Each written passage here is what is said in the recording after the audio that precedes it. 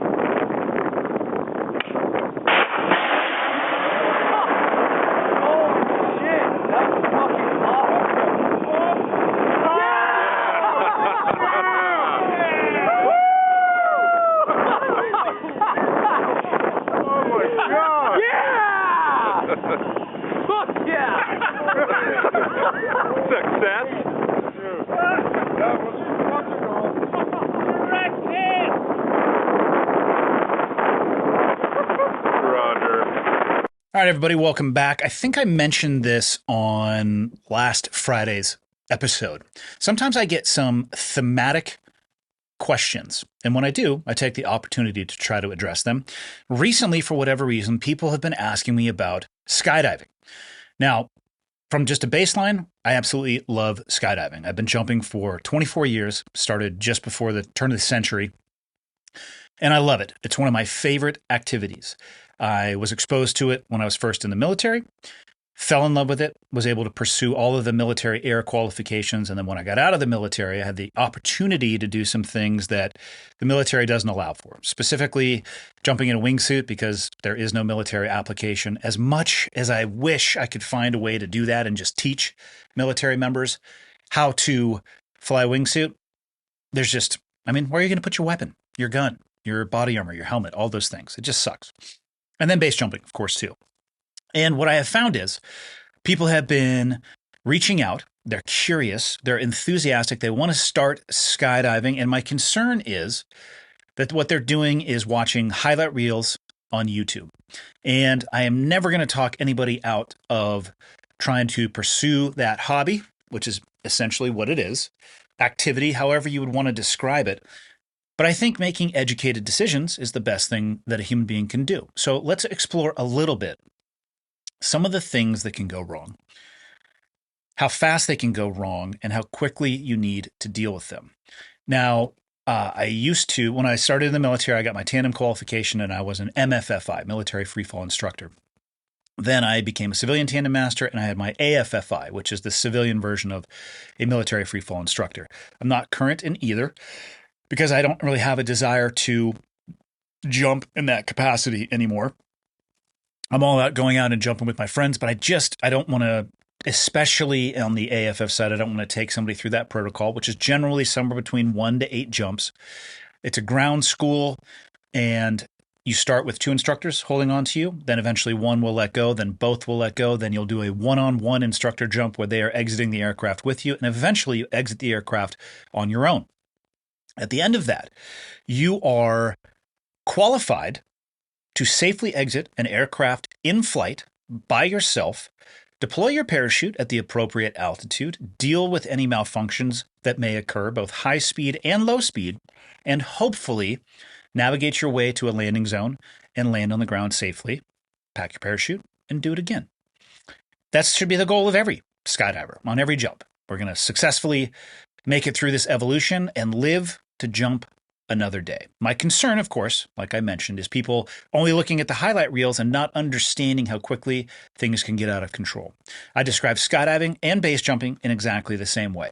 They are awesome until they're not. So let's take a look at two jumps that occur early in the AFF pipeline. And I'm just going to talk you through what I'm seeing, what happens, and how close these individuals got to a catastrophic event. And by that, I mean severe injury up to and including losing their life. Why do I want to highlight this? Well, I think it can buffer and buttress the highlight reels a little bit. A lot of the videos you see on the internet are people just carving through the air three-dimensionally, creatively with their friends, and these people are professionals. They're amazing. I love watching those videos as well. That's the highlight reel.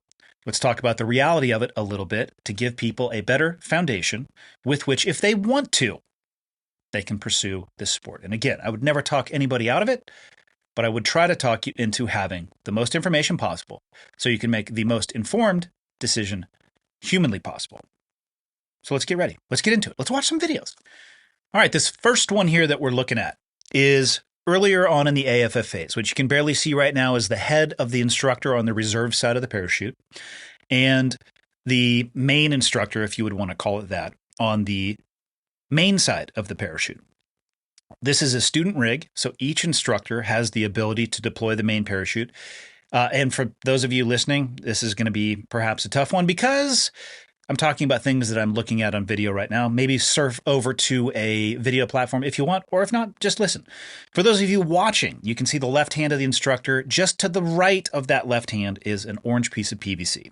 If the instructor or student were to pull that, the pilot chute is going to deploy on the main parachute. And there is something on the reserve instructor's side as well that would allow them to deploy. So they've just exited the aircraft. And they're shaking the student. The reason they're doing that is they're trying to tell the student to just relax. Easier said than done. The instructors on both sides are controlling the student. If you're looking at it right now, the reserve side instructor just let go, but he's maintaining his position there in case anything is needed. The student is doing a practice ripcord touch.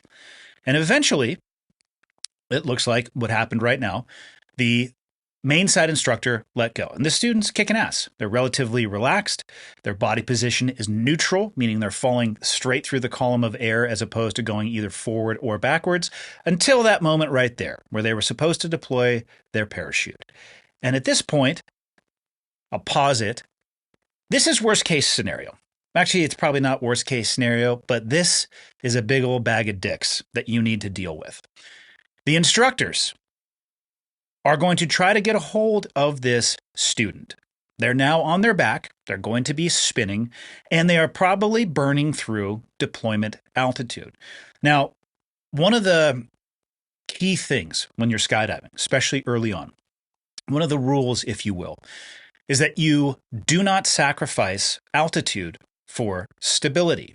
Meaning, if you are unstable, but you are at full altitude, you deploy your parachute. Why do you do that? Well, you need to slow down to a rate of speed that's not going to kill you and pancake you if you were to actually hit the ground. You may have a malfunction because of your body position and the way that the parachute deploys, but that's why you have a reserve and you're briefed on your emergency procedures. Also, if you commit to reaching back and pulling, you need to pull your main parachute. This student committed to reaching back and then flipped over onto their back and is now in a flat spin headed out to sea. So let's continue. They are probably approaching somewhere between 5,000 to 3,000 feet pull altitude for a student. Both instructors have let go, and this person is spinning on their back. Let's see how it plays out. Oh, yeah. As an instructor, resting heart rate has gone somewhere between 150 to 210. The instructor is able to flip the student over, and I don't know if people were able to see it right there, but it was the instructor that actually pulled the student's main parachute PVC / ripcord, which means the free fall or the instructor is still in free fall. And GoPros make it difficult. This person is extremely low because they committed to pulling for their student. And now this instructor has an interesting situation. This instructor has two parachutes that have been deployed. His main parachute or her main parachute, I don't know the sex of the instructor, Modern parachutes have what's called an AAD, or automatic activation device, on them. Most of them do. And if a criteria of airspeed and altitude are met, it fires your reserve. If you pull your main parachute at an altitude where it doesn't have time to deploy as you fall through that altitude, you're going to have a main parachute deploying and a reserve parachute deploying. And that can be an absolute nightmare. You can totally deal with it, but it depends on the configuration. Some configurations, you would cut away your main and swing underneath your reserve. Other configurations, especially if they are entangled, you have to ride it out. But this situation right now, where I can see visibly reserve risers and main parachute risers, is not awesome. And what you can see drifting off actually in the upper right-hand side, that's actually the free bag from the reserve. That's the bag that pulls the reserve off of your back and then separates so it can't get entangled. This instructor committed to saving that student's life, but now potentially may be fighting through their own life threatening situation. Yeah, so 2 parachutes are out. Again, GoPros, okay, and he just cut away his main parachute. So now he's under reserve. GoPros make things look like you are farther away. This person is a few hundred feet above the ground. And the modern AADs are generally going to fire somewhere between 750. You could set them, and they have an offset mode. So I'm going to say broadly, not precisely, somewhere between 700 to 1,500 feet AGL, above ground level. This instructor had 2 out, cut away. His main parachute is now under his reserve and is having one of the shortest canopy rides of their life. Resting heart rate again, probably close to 200. Pants change required on the ground? Absolutely. Did the student pass this jump? No, they didn't. But if you realize watching this video how things went from being pretty docile, both instructors right there, stable free fall body position, spinning on your back at pull altitude, student's life was saved, instructor falls through cypress fire, or I can't remember the name of the other one off the top of my head at the moment.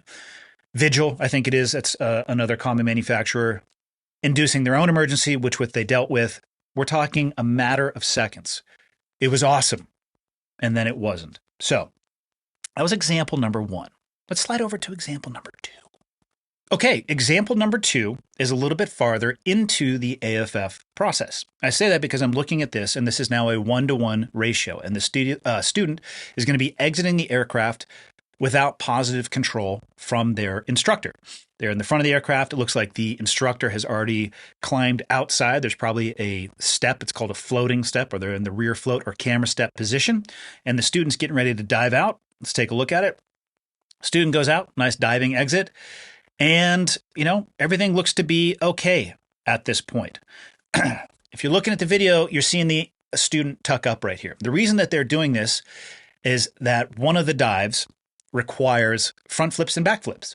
And it's not about being able to do a front flip or a back flip perfectly. It actually doesn't have anything to do with that. The reason that you're doing those particular exercises is you're trying to introduce instability so that a student has practice recovering. Because if you only jumped out of an airplane and you went belly to earth and that's all you did, you would not be prepared to recover from ending up on your back or on your side or being hit and tumbling forward or tumbling backwards. So in one of the jumps, I think it's I don't even know. Like I said, I'm not current. Maybe the 6th or 7th, you're going to go out and do front flips, back flips.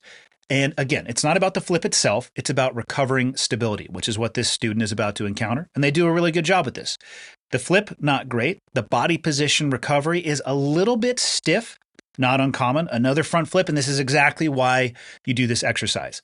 The student over-rotated and ends on their back, and now they have to figure out how to get off their back in free fall, which is not difficult to do, but you need to practice. Student gets off their back, flips over. I'd say they're a little bit stiff. Another front flip, they're just getting after it. A double, actually. I don't know if that was intentional or not, but get some. If you're going to do one, you might as well do 2. And all I'll say about this student, I'll try to pause it at a good configuration. Right here is a good one. When it comes to skydiving, you're just falling through a column of air. And one of the terms you'll hear when you've been in the sport, even early on, but you'll have a better understanding of it later on, is relative wind. When you exit out of an aircraft, if the tip of this pen is the front of the aircraft, your relative wind is coming down the fuselage of the aircraft. So when you exit an aircraft, you actually present to that relative wind where it's going to hit you in the chest. Once you get into free fall, the relative wind is going to become vertical. And so you are orienting yourself to falling through the column of air. If you tilt either forward or backwards, you're going to move either forward or backwards. And you can see with this student right here, their arms are extended out in front of them a little bit, and their heels are a little bit too close to their butt or the bottom of their pack tray. And what that's going to do is kind of cant you up at an angle. And this particular student is backsliding. Not the worst I've ever seen, but they're certainly not falling vertically through a column of air, which is what you want to do, especially when you're learning. You need to understand, because the visual references, how would you know that looking down? You're not going to pick a spot over planet Earth and say, I'm just going to fall directly over this spot. Sounds easy, but it doesn't end up working like that. So this particular student is sliding backwards. Not a big deal. Let me just tell you, I've been a power backslider many times in my skydiving journey. But you have to learn what it feels like to fall properly. So not that big of a deal. You'll see an instructor probably giving him, yep, the 2 fingers right there is extend your legs. The purpose of that is so you can fall vertically. Going through a cloud, not awesome to do with a student for a visual reference, but not the end of the world. Getting to pull altitude, you can see on the body angle, they're still sliding backwards. Reaches into pull, didn't commit to it, and now is riding the bull. Kind of the same situation if you watch the first video. On your back, staring at blue sky above you, as opposed to green ground below you, spinning. Basically, the worst situation imaginable. Again, instructor heart rate accelerating at this point. Maybe a few pee drops coming out. It's hard to say. Maybe that'll happen after they get down onto the ground. But this is the most challenging teaching environment that I've ever been in, because you have about 60 seconds. You can talk about this stuff all you want to. And then you have about 60 seconds to actually jump out with somebody, maintain positive control of them, or catch them if you need to. You're only teaching them and giving them feedback through hand signals, which have to be recognized, and then people have to actually execute the change that you're asking for. And if they don't, things like this can happen. And you better be Johnny on the spot, because every second that clips by, you are falling through the air at about 120 miles an hour. So let's see how this plays out. The instructor, let me see if I can catch it one more time. I'm trying to pause it with the hand signal. The student was on their back looking up at the instructor, and the instructor was giving them, I'll put it like this so people can see it on the camera, an individual finger, the index finger. That means one thing and one thing only. It means deploy your parachute immediately. Don't wave off. Don't do anything else. Pull your parachute. And you might notice that the student's on their back, spinning. Don't sacrifice altitude for stability. Pull your parachute and deal with what happens after you get some fabric over your head. Let's see if they do it. They're on their back. The pull signal is being repeated. The instructor deploys their parachute first, and it looks like the student is out underneath their main because they eventually committed to pulling their parachute. Now, those are 2 examples of how fast things can get out of control from a student status perspective. But I've seen these things happen with experienced jumpers. I'm not going to say on the far end and spectrum of experience, but I have absolutely seen it happen with people who are out of student status, and thankfully they were prepared. Skydiving is awesome until it isn't. If you make a mistake, unlike many other activities, it can end in very severe injury. And I'm talking about being life flighted off of a drop zone. I have watched, unfortunately, a few people paralyze themselves and they never walked again. I've watched a few people impact the ground at a rate of speed where it was not survivable, and it broke probably everything in their body that was able to break. It's something that you have to be aware of, the risk and danger. The statistics are in your favor, but statistics are great until you're in a situation where you have to perform and you're not prepared. So I absolutely recommend anybody interested in getting into skydiving, absolutely do so. But please take a reasonable approach to what it is that you want to do. Please do not go onto YouTube and watch a bunch of videos of experts flying through the sky and your only goal in wanting to skydive is to race to that point. It took those people years to be able to do the things that they are displaying in an effortless fashion. They worked their way through a knowledge and an experience base, and that's why they are able to do the things that they can do in as safe a manner as possible. There's still risk involved, of course. Equipment can fail. There hasn't been, to my knowledge, a main and reserve equipment failure, meaning your main parachute malfunctions, you cut it away, your reserve parachute malfunctions, and you impact the ground with a fatality in the modern skydiving area. I'm not aware of that happening since I have been jumping, but that doesn't mean you can't kill yourself under perfectly functioning equipment. And with the introduction of high-speed canopies, elliptical canopies, sail material type things, if you rush yourself and your enthusiasm outstrips your capability, you can find yourself really in trouble, and you can find yourself in situations where you can't get out of it. And you're going to spend the rest of your life dealing with the consequences. So I love it. It's a great activity, but please give it the gravitas that it requires. It is absolutely fun. The visuals are amazing. The stills and videos are amazing. They can potentially come at a cost. And that's it. Let us move on to our next question for today. Switching gears here a little bit. I enlisted in the Army a few weeks ago for the 18X Green Beret pipeline and leave in January. I'm 26 and had a stable job that had a great future.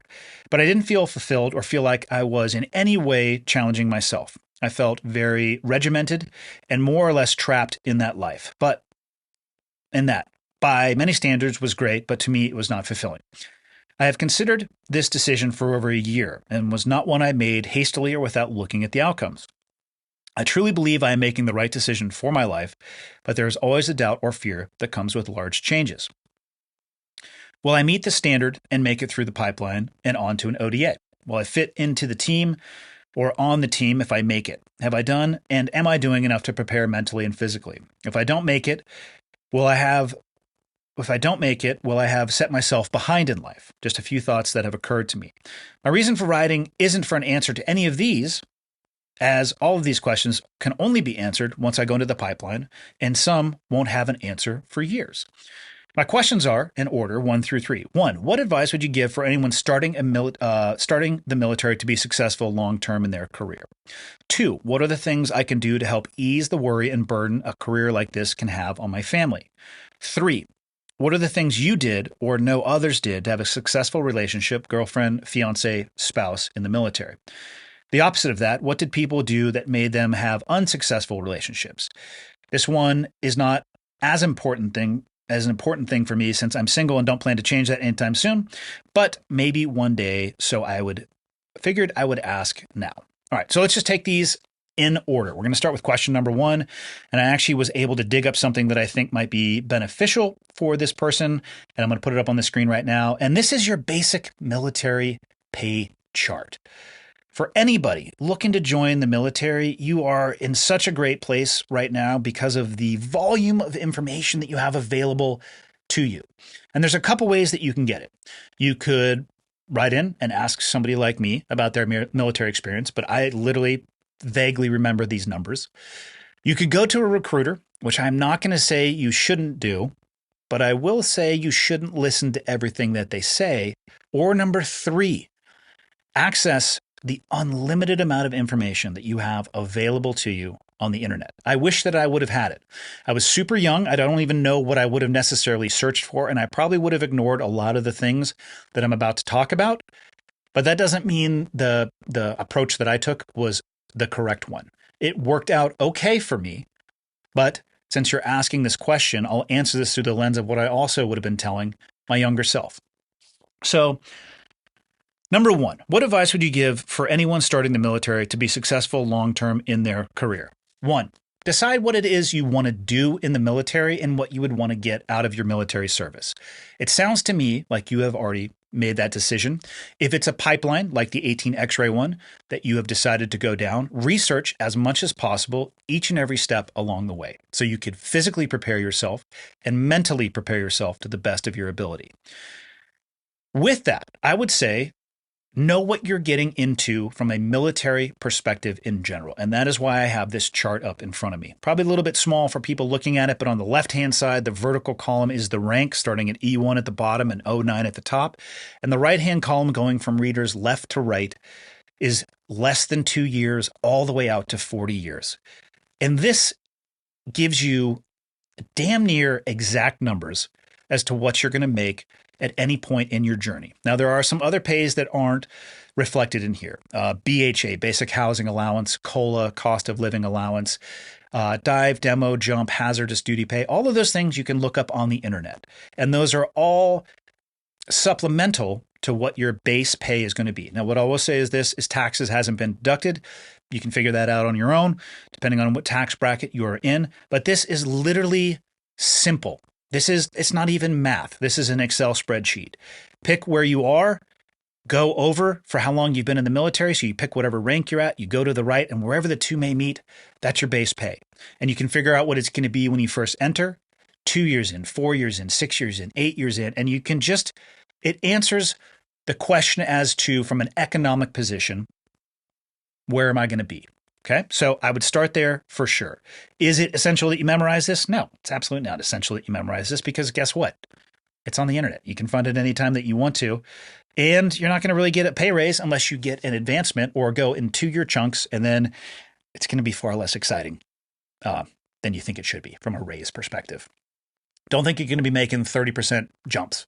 It's going to be probably single-digit percentages. But I tell people this all the time. Don't join the military if you're looking to make yourself rich. It's about service. It's about service beyond yourself, about something greater than yourself. And you will do just fine in the military, because what's also not in this chart, healthcare. You're going to have that covered. You're going to have educational benefits. And that's another thing I would put right into my advice for somebody looking at starting in a military journey. Sign up for every educational benefit that is available to you. Research those as well. The military is going to get their pound of flesh out of you, I assure you. But that doesn't mean you can't take a pound of flesh out of the military, and you absolutely should. So research what's available, sign up for all of it. I think for me, the GI Bill, for my first 12 months in the military, they took out $100 per month out of my paycheck. And after that year, I didn't put anything else into it. And I'm a little bit over my skis because I just haven't looked at it in a while, but I think it was $40-some thousand of educational benefits that came from that. It'd be crazy not to take advantage of that. Number 2, what are things I can do to help ease the worry and burden a career like this can have on my family? Open and honest communication is the best thing that I can say. Your friends, family, loved ones, they're all going to worry about you. And there's probably no level of communication that is going to be able to erase that worry or burden. My advice would be just to maintain as open of a dialogue as possible. Make sure they understand the why. Why do you want to do this? Why is this something that you want to dive into? And beyond that, there's not a whole lot that you can do. Be compassionate and empathetic about their concerns. Listen to them.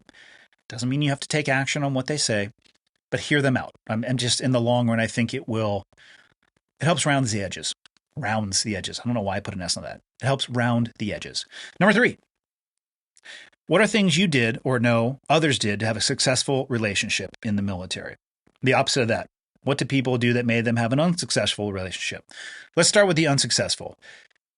Don't develop a substance or alcohol problem or an inability to keep your dick in your pants.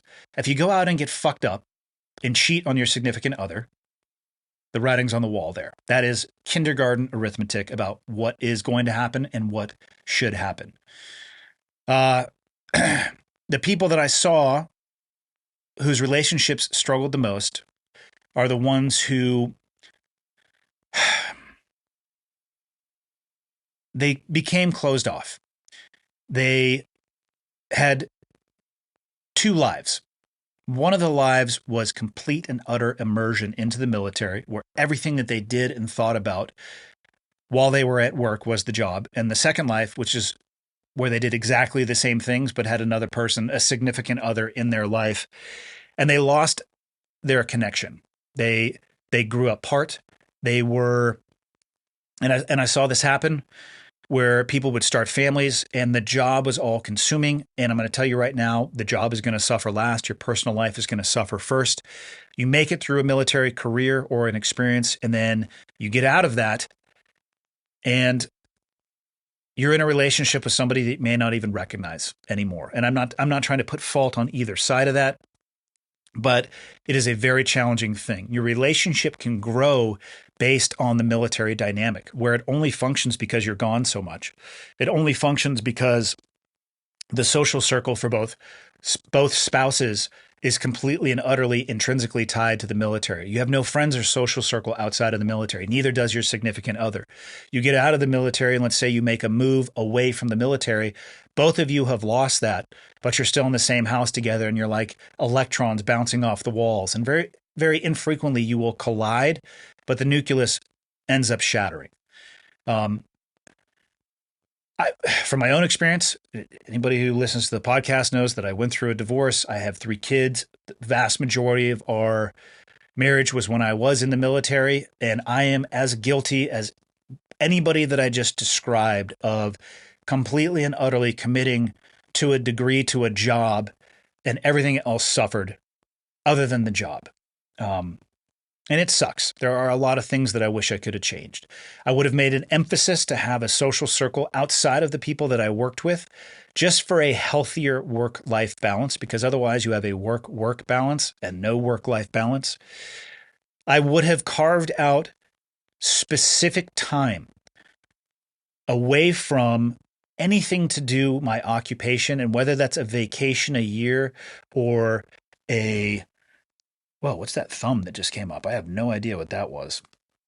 Whether that be a weekend a month, a day a month, an evening a month, where you can focus on each other, communicate openly, honestly, regularly.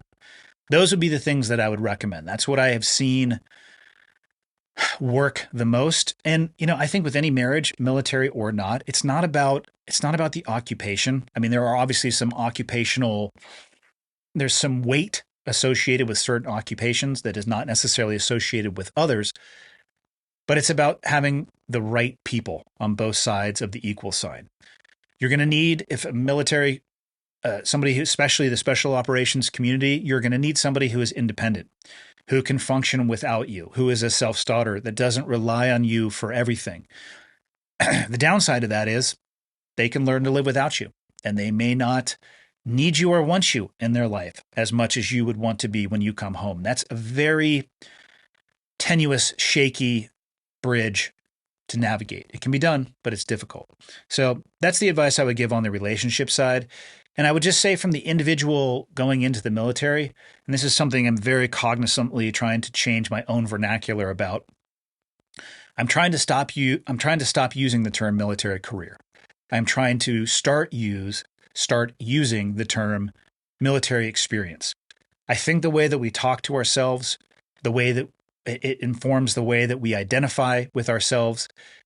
And I was 18 when I joined. I was actually 17, but I obviously didn't go in until I was 18. If I had done 20 years, I get out when I'm 38. And if I define who I am by my career, because that's how it's always discussed, it's going to be really hard to put that in the rearview mirror and look forward out of the windshield. And I'm just trying to change, because the way I talk to myself is just as dangerous as the way anybody else does. I'm changing the way I talk to myself, and I'm intentionally saying military experience as opposed to military career.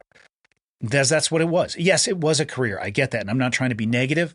I'm trying to be cognizant of the weight of the words that I use. My experience was that. It's not who I am.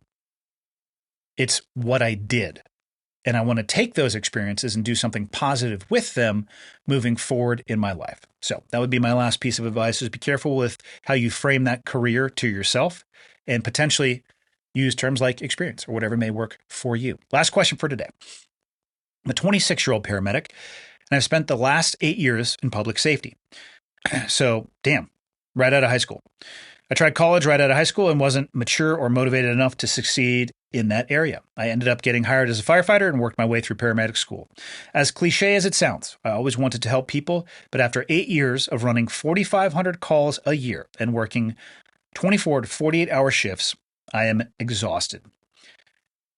I find it hard to deal with the public in a positive manner. I find myself angry more often than not when dealing with issues that most people would have the common sense to avoid entirely. I've tried moving to slower stations and even changing jobs entirely, but so far I've had a hard time resolving the burnout at all. Any tips or recommendations for returning to my normal, or that my current mindset and feelings are my new normal? Well, first, I would say the fact you recognize a shift in yourself and you want to get back to that is a very positive thing. I know I say it all the time, but in addition to changing jobs entirely and going to slower stations, I really recommend you find somebody to professionally speak with. Go through your department. There are nonprofit organizations. If your department is not supportive or you don't want to be transparent with your department, go talk with somebody who is an expert in developing structures and protocol for dealing with exactly what you are talking about. 4,500 calls a year seems insane to me. I feel like that's probably the standard.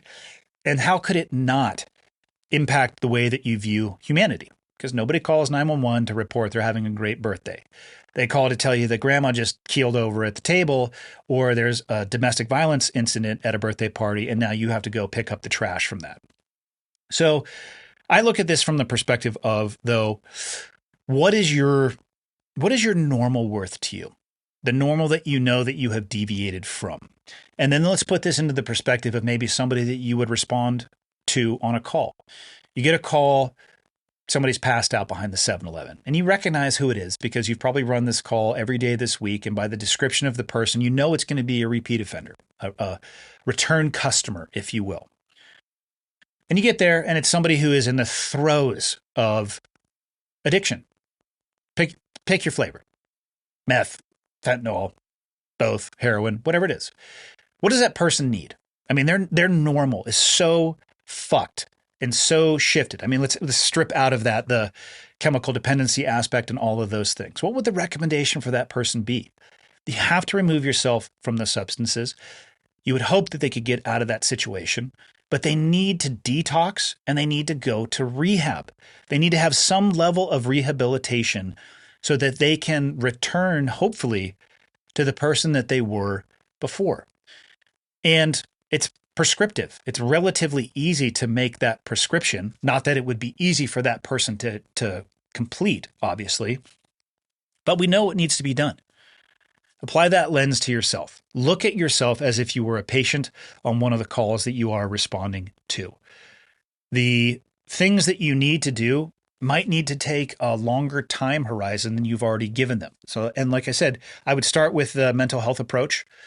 From there, though, decide how important it is for you to go back to that normal. Because if it's that important, you may need to take a desk job, and not for a month, not for 6 months. It might take you a year. And the people that I have talked to that have directly dealt with addiction, to go back to the prescriptive model of the person you're running calls on, it's not overnight. It's a struggle for years sometimes for them to even start approximating what they used to be before. Now, obviously, that's an extreme example talking about ingesting chemicals, but you might need some time to down-regulate from what is required of your job. So write yourself a prescription, and if it's not working, change it as need be. That might include you finding another job. And if you're normal, returning to who you were, and how you felt about the world is that important to you, try other things first that wouldn't require such a lift and shift and a catastrophic change in your life. But if it comes to that, dude, you're going to have to do it. And I say that because hopefully you got a lot of sand in the top portion of the hourglass ahead of you, or a lot of distance left on that lap around the track.